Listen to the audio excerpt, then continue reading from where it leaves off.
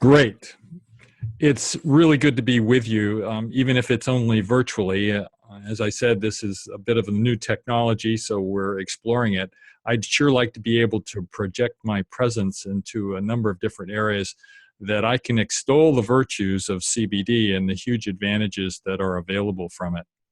So I'd like to present some of the information that I've gathered and I've put together and also used on some studies that I have initiated and that Bruce will tell you more about just very shortly. So I'm going to go into presentation mode, show you some slides, and we'll talk you through some of the things that I have to suggest to you.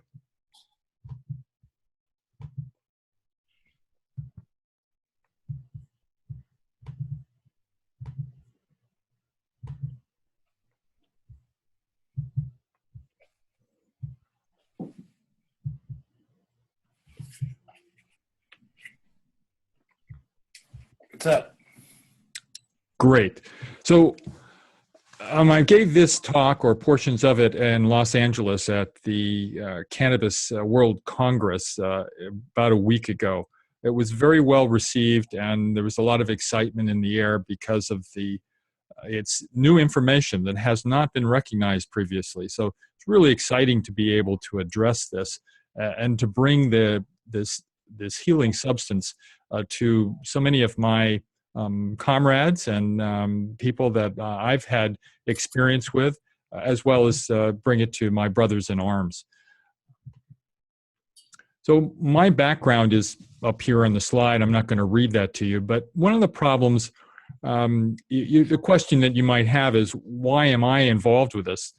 I've been in medicine for about 40 years, and I've been pretty frustrated by what's available. The progress of medicine really hasn't gotten much better. The technology and the techniques have improved, but the actual improvement of health has been a promise that I don't think that we're seeing.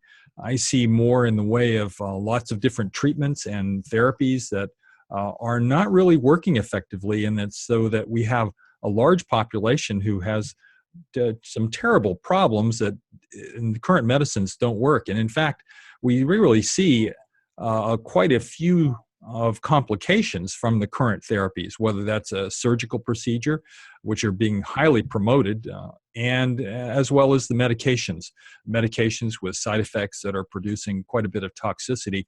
And the number of deaths that are occurring is quite staggering from errors in medical treatment. So there's a lot of reason to look elsewhere, and I started looking elsewhere because I was not pleased at all with the outcomes that I was seeing and the fact that we weren't really addressing the common problems that we see every day. The obesity, the diabetes, the cancers. Well, we are addressing it, but it's one high tech after another, and another biological agent that's costing on the order of $1,000 per injection, just a ramped up of these therapies, and they're really doing pretty marginal in terms of their effectiveness. So I was really motivated to look for something different, and as a result of that, I started looking into effective diets.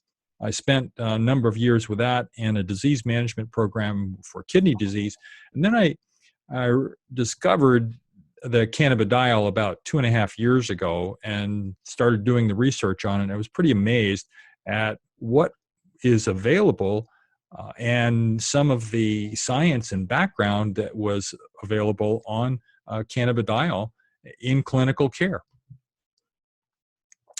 So today I want to talk about several things. We don't have a whole lot of time, so I'll try to get to the really high points. I'm going to talk about these different things, and we'll try to narrow it down on some of the details, so I'll give you a clear understanding as to the endocannabinoid system, about cannabidiol, and how CBD can really be effective in PTSD. The science is really quite fascinating. And then I've got a couple case studies to relate to you, and I'll take questions after that, as long as Bruce will allow me. So what is PTSD? You can think of it as a syndrome where there are a number of different symptoms, and anytime the medical profession doesn't know what is causing a particular problem. They call it a syndrome, and they collect up all the symptoms and put them into a great big basket. There's lots and lots of symptoms that go along with PTSD, but probably the four key problems that people encounter with post-traumatic stress disorder is the re-experiencing and the flashbacks, the arousal or a hyper-alert state, and the avoidance that people have when they're in this condition. They start avoiding people, places they don't associate. So there's lots of difficult things there. But then perhaps the worst is the negative thoughts and moods. These people are so miserable that suicide is on their list of things that they would consider. And we do have an extraordinary suicide rate that frequently is related to the PTSD. And finally, one of the things that is not specific but commonly occurs with PTSD, in fact, it's really quite fundamental, is the fight or flight phenomena. So when people have these experiences and the discomfort that's here, your body goes into fight or the flight mode where it's pumping out hormones. It is accelerating. There's rapid heartbeat. There's sweating, perspiring. There is anxiety. There's confusion, mental confusion that goes on. There's escape mentality. Your cortisol is pumping through your blood. Your adrenaline is also pumping there, and it's giving you all this stimulation. Your pulse rate is high. All these things are going on at the same time, just as if you were going through that experience again in real life. In fact, there is a state where many of these people will go into an imaginary state in their mind. They can't see things around them. They're completely in this daydream, or maybe it is a nightmare that they're encountering. So they're completely reliving that experience. But we think so often in terms of PTSD as being exclusively military, but it's not. If you take a look at this, you can clearly see that abused children and battered women actually are the majority of people who are suffering from PTSD. Unfortunately, they don't generally get the headlines, and so we don't hear much about them. But can you imagine that there are 70% of the people who are suffering from this aren't really talked about, and you don't really see the headlines for that's going on with it. So we're really missing the boat. And then in terms of addressing this issue with so many of the population who are having these kinds of problems. In addition, when you start to add up the numbers, you see that there are perhaps 8, 9, or 10 million people that have some range of PTSD syndrome that they're encountering and suffering with. And yet the current therapy is really quite limited and with its effectiveness. Now, we're just talking about our country in terms of PTSD.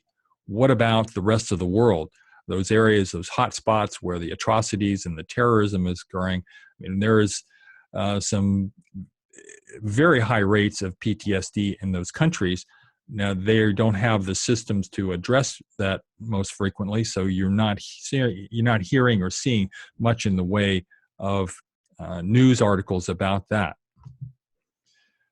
So one of the fundamentals here I want to bring us back to is the endocannabinoid system, because this is very, very important. And what we're learning is that very, very frequently we are finding that the endocannabinoid system is disturbed within the body with a number of these different diseases.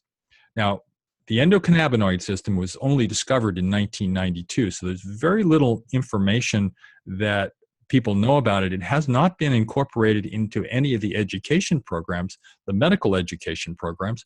So the doctors really don't know anything about it, and they've chosen not to. Unfortunately, it's gotten mixed up with the mythology and the misinformation that goes along with marijuana.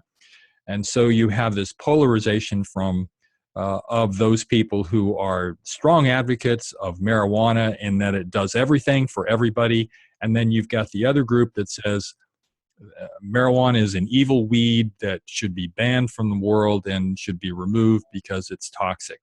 So you got these two extremes, and there's no real middle line area for people to register. And it seems to me that the doctors have pretty well checked out, and they're not involved with these discussions, or they're staying entirely clear of it because of the confusion that occurs in the legal areas. So the cannabinoid system is really everywhere. It mainly aligns itself with the brain and the nerves, but it is in every organ, and it has an impact on all of our other systems within the body. So overall, I want you to think of the endocannabinoid system as the controller that is working on so many of the different systems that we have, not only neurotransmitters, but also the gut system, the motility, also the immune system, the inflammatory network, and the hormone system. Even regulation of our appetite and our diet can be pulled back to the endocannabinoid system and the controls that are there. You can think of it as a fine-tuning mechanism that is going on within the body, and there's subtle controls that the endocannabinoids use. So the endocannabinoids are those things that we produce ourselves. They're not the outside cannabinoids, the things like what you might get with cannabidiol or with THC. But we interact with our environment so very closely so that there are other foods that have an effect on our endocannabinoid system. In fact, a lot of the medicines that are being produced by the pharmacies are actually working on the endocannabinoid system, either directly or indirectly. So what does it really consist of? Essentially, you're talking about activators or agonists, molecules that are active within the body that stimulate receptors. And then there's a metabolizers that are involved that break down the activators. And so that's a very simple idea. Fact of the matter is that the endocannabinoid system is very complex. And the molecules that we have discovered, like cannabidiol, are working all over the body and have direct action on those other systems, as well as working through the endocannabinoid system. So what's the big deal about chocolate? Well, it turns out that that is one of those activators of the endocannabinoid system.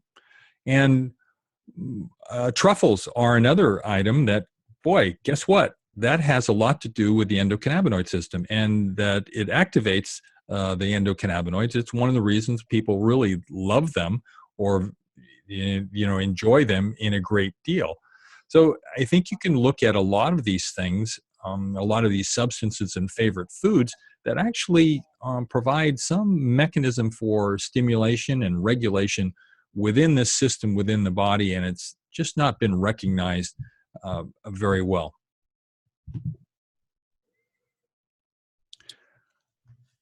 And what I want to show you here is that, in fact, the endocannabinoid system is deficient in PTSD. And so with this deficiency, I want to show you a PET scan of what happens or what the brain is showing when we're looking at the endocannabinoids specifically in the brain. So on the diagram and on the image that you have up there in front of you, you've got PTSD, where lots of hot spots, the yellow and red. Well, that represents the increased number of CB1 receptors. So the endocannabinoid receptors in this type 1 is very, very elevated, very high. But when you look over at the trauma cases that were matched, you're not seeing, well, that activity is not there. And you look at healthy individuals and that activity is not there. So we're really seeing a distortion of the cannabinoids. But not only are the cannabinoid receptors changed, but the receptors are also changed. And the receptors have increased, but the agonist or the activator molecule has decreased significantly. So, and on top of that, we're looking at hormone changes with a major decrease in cortisol occurring. So these aren't just mental situations. These are physical changes that are occurring within the body that are part of the PTSD syndrome. So which hormones are those? Of course, there's cortisol, but there's also adrenaline that has been increased in these situations. So you're getting a broad spectrum of physiologic activities and chemical changes that are going on within the body.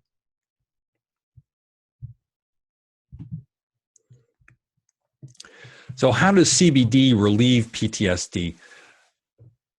Fascinatingly, we have learned that CBD is able to reduce those cannabinoid receptors and increase the number of natural cannabinoids that are circulating in the body.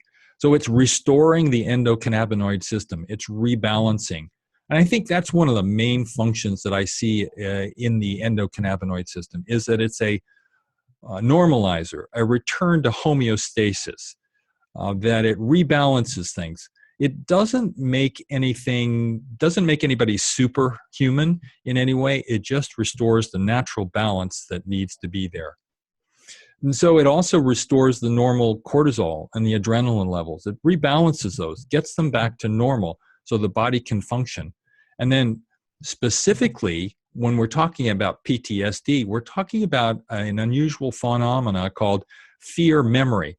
And when I'm talking about memory, it's not remembering the actual event, the time, the date, the facts of these things and when they happen. It's more about, in fear memory, remembering the emotional experiences, remembering the terror, remembering the fear, anxiety, and great discomfort that goes along emotionally with it. And the way it does this is quite remarkable, in that CBD is able to block the reconsolidation of these memories. So what I mean by reconsolidation is that every time a PTSD sufferer gets a trigger, a reminder of the event, a door slamming, a firecracker going off, they remember the entire event. And that remembering is actually reformed in the brain, in a small portion, forward portion of the brain. And it's like a circuit has been boosted, and that there's another circuitry that has been laid down and it's been reinforced. And that happens every time they have a trigger, every time they have a reminder. So it gets easier and easier to go to that emotional memory, that fear memory, and feel that experience and the terror that goes along with it. CBD is blocking that. It's interfering with that process. And then on the other hand, you can imagine that if we didn't have any way to get rid of those particular memories, that fear memory, we would be in a disastrous state for all of us. CBD has the ability to forget those particular emotional fear memories. And it goes through a different pathway. Now, in science, we know that this pathway is there, and that's one of the reasons why they use cognitive behavioral therapy and psychotherapy to try to forget those particular experiences by reliving them perhaps in a gentle, calmer, peaceful, non-threatening environment to allow you to forget them. Well, CBD really moves that along, not requiring that special environment, but moving that forgetting part of the fear memory so that these problems and these experiences can be forgotten, as well as avoiding the reconsolidation and the remembering on the other side. So there's a huge potential for PTSD to act in a way of healing for these people, so that you're going to get a resolution over time. I don't have enough information, and there's not enough science to show that, but I wanted to find out what would happen acutely. And so I got a group of veterans from Wisconsin who were interested in trying PTSD. And this group was from the Weed for Warriors group, which is recommended to me by one of the leading researchers especially with the VA with regard to PTSD.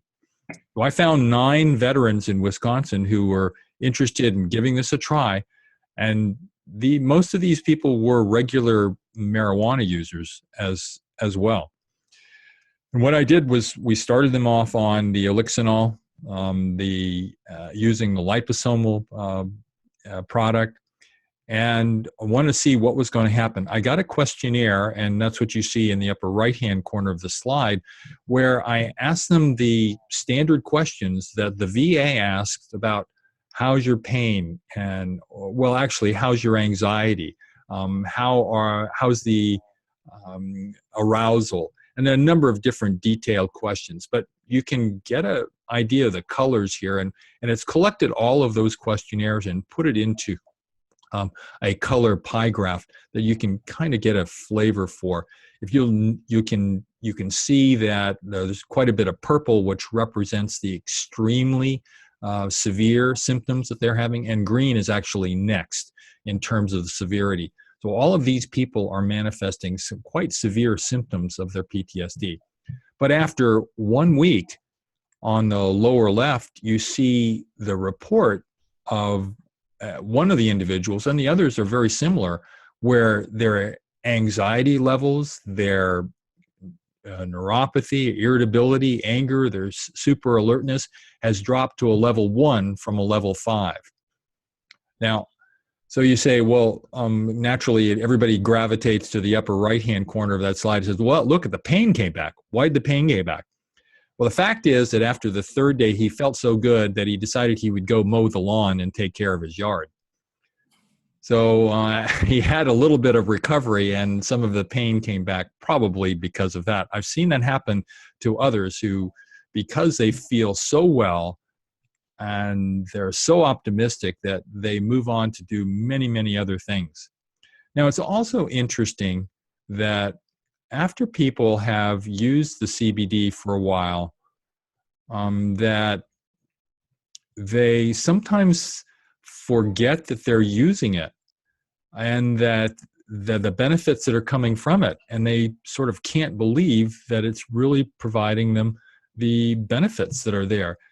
And so they actually are afraid that it's going to come back, and their pain and their symptoms are going to return. Now, it turns out that also that many of this group was using marijuana, and across the board, they decreased their use of marijuana and other medications drastically as a result of using CBD, only within the first week. And they didn't have any withdrawal or side effects from doing it. So let me just talk to you, just to say a few things about a couple of the people involved. So I'm just going to focus on specialist Jane. She's a 32-year-old woman who had PTSD as a result. It seemed to come on as a result of her trauma, seeing combat injuries, and in her particular combat aviation, she saw a number of people who came back severely injured and disabled, and several dead pilots that she was working with. But as it turned out, in a few years later, she had an adverse experience. She was assaulted as a 7-year-old child, and was sexually assaulted at that time. And so she was reliving and recalling some of these experiences, and a lot of her symptoms actually came from that. Within a few days, actually, her comment is quite striking. She said, "I took 5 drops." I mean, she meant 5 pumps. My anxiety is almost non-existent. My partner says he could see the change in me already, and it's only been an hour. And that's consistently the kind of response that I'm seeing from it, and this is sustained. Now, pain is not part of PTSD, but we're seeing those benefits with regard to pain as well. Other things that this particular group consistently reports is improved communication with their loved ones and interaction socially, improvement in emotional expression, being able to laugh and to cry appropriately in those environments where they need to be there. And I mentioned, of course, the relief of pain. And finally, the coup de grace is the improved sleep. Consistently, they all reported improved sleep quality. I have a slide that one of the specialists, Jane, sent me, kind of sums up her overall feeling and the sense of when she's using cannabidiol. So when we're talking about the sources, I'm using Elixinol. That's the ones I have had the most experience with.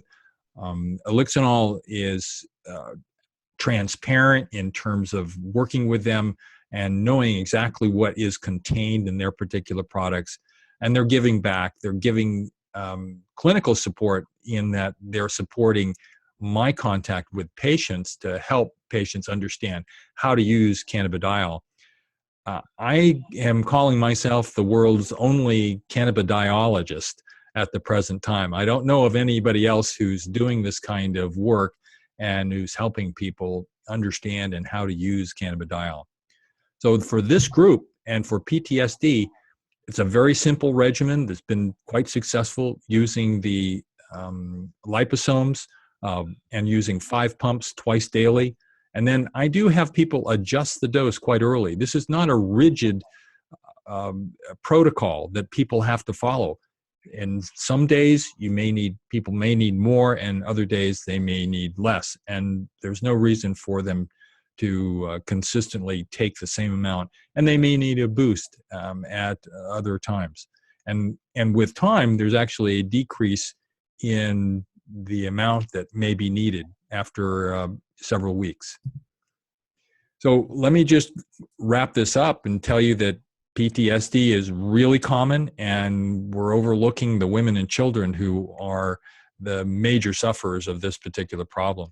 The endocannabinoid function is a major difficulty, and we're going to see coming out in the near future many different diseases. All of our major different diseases are going to be associated with endocannabinoid deficiency.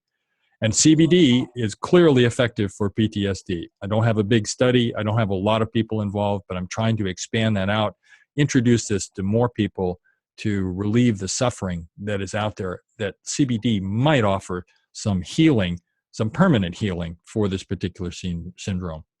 And the other thing I want to emphasize is CBD restores normal. It doesn't do anything extraordinary in the sense of making superhuman or performance. It just gets you back to normal and how you work. But for many of us, that's a big deal. And finally, the hemp CBD is legal and it's available everywhere. So with that, I really am completed this, and I'll certainly take questions. Thank you. Anybody have questions that you want to ask today? So cannabis oil is basically kind of like a replacement for cannabis, or is it an additive? So in relationship to marijuana, what we see is the marijuana and THC is very effective for relieving the mental anxiety that's there, that's acutely. I think of it much as a pain medication. So it relieves the psychic pain that is there. But unfortunately, it leaves so many people unable to be focused in their activities, to be alert, do the things that they want to do, and it's somewhat impairing. And there's also not very good evidence to show that it has a healing effect with PTSD.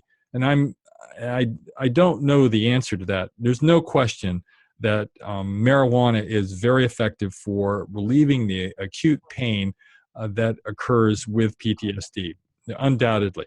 But does it help people recover? I'm not sure that that is true. But I am seeing all of the hallmark signs of CBD that it has that potential of healing as well as relieving many of those symptoms. So these other people, the Wisconsin group, decreased the amount of marijuana that they were using drastically. And many of them complained that it was impairing with their family relationship, with their activities, getting things done around the home. So I wouldn't say that it is a complete replacement, but I think that the CBD could be something to help heal the PTSD, and the THC and the marijuana may have a specific role for dealing with those acute situations where relief is needed immediately with and forgetting is important. Great, thank you. Anybody else? Okay, thank you, Doctor. Great to have you on satellite. Great experience. And I have a feeling we'll do this many times. I look forward to that. Good luck, Bruce. Thank you.